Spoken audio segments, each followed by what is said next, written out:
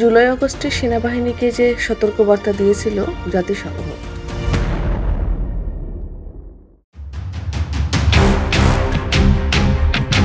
জুলাই আগস্টে বৈষম্য বিরোধী ছাত্র আন্দোলন চলাকালে জাতিসংঘ বাংলাদেশ সেনাবাহিনীকে সতর্ক করেছিল যে সেনাবাহিনীর দমনের পথে গেলে শান্তিরক্ষা মিশনে তাদের অংশগ্রহণ বন্ধ হয়ে যেতে পারে।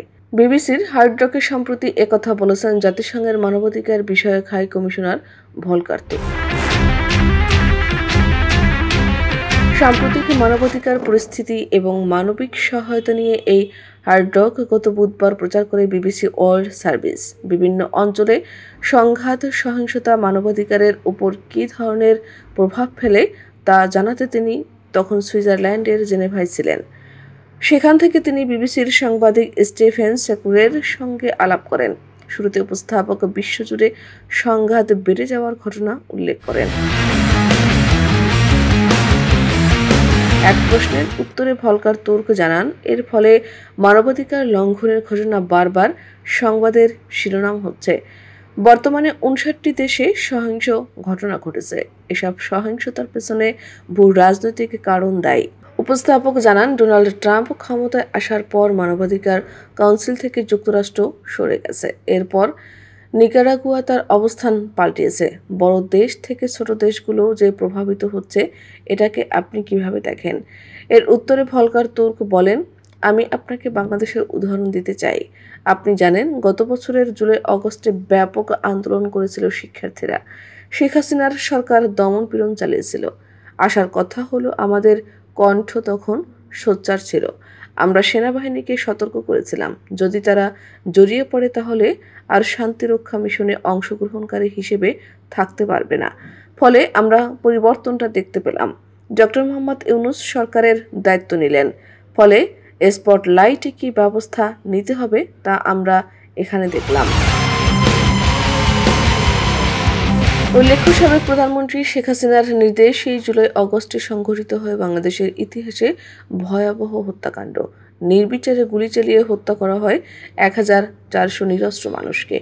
এর মধ্যে সাধারণ শিক্ষার্থী, নিরস্ত্র বিক্ষোভকারী, নারী ও শিশু রয়েছে। হত্যাকাণ্ডের শিকার মোট শিশু 118, আহত হয়েছেন প্রায় 12,000। 66% মিলিটারি রাইফেলের গুলিতে এবং 12% শর্টগানের গুলিতে হত্যাকাণ্ড সংঘটিত হয়। প্রমাণ হয়েছে, ক্ষমতা টিকিয়ে রাখতে এই নৃশংসতার পথ বেছে নিয়ে নির্বিচারে হত্যাকাণ্ড সংঘটিত করার নির্দেশ দেন শেখ হাসিনা। পুরো বিষয়টি সমন্বয় করেন তৎকালীন স্বরাষ্ট্রমন্ত্রী আসাদুজ্জামান খান কামাল। সামরিক ও আধা সামরিক বাহিনীর পাশাপাশি হত্যাকাণ্ডে অংশ নেন আওয়ামী লীগের সংসদ সদস্যরাও। এটি ক্ষমতার চূড়ান্ত অপব্যবহার, গুরুতর মানবাধিকার লঙ্ঘন এবং আন্তর্জাতিক ফৌজদারি অপরাধ। আন্দোলনকারীদের অনেকে প্রাথমিক পর্যায়ে আইনশৃঙ্খলা বাহিনী ও আওয়ামী লীগের নেতাকর্মীদের দ্বারা যৌন হয়রানির শিকার। জাতিসংঘের মানবাধিকার বিষয়ক হাই কমিশনারের ফ্যাক্ট ফাইন্ডিং রিপোর্টে এসব উঠে এসেছে। প্রতিষ্ঠানটির জেনেভা কার্যালয় থেকে রিপোর্ট প্রকাশ করা হয়। সংবাদ সম্মেলনে সাংবাদিকদের বিভিন্ন প্রশ্নের জবাব দেন জাতিসংঘের মানবাধিকার বিষয়ক হাই কমিশনার ভলকার তুর্ক। এ সময় তিনি বলেন, বাংলাদেশের জনগণের বিরোধিতার মুখেও ক্ষমতা টিকিয়ে রাখতে চেয়েছিল আওয়ামী লীগ সরকার।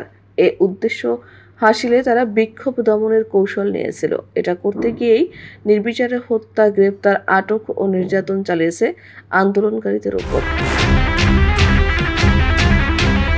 অন্তর্বর্তী সরকার দায়িত্ব নেওয়ার পর OACHRকে হত্যাকাণ্ডের বিষয়টি তদন্তের জন্য আমন্ত্রণ জানায়। আমন্ত্রণে সাড়া দিয়ে 1 জুলাই থেকে 15 আগস্ট সংঘটিত ঘটনা তদন্তে স্বাধীন ফ্যাক্ট ফাইন্ডিং মিশন পরিচালনা করে জাতিসংঘের মানবাধিকার হাই কমিশনার।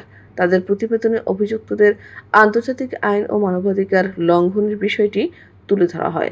বলা হয়, এসব ঘটনায় নির্বিচারে হত্যার প্রমাণ মিলেছে।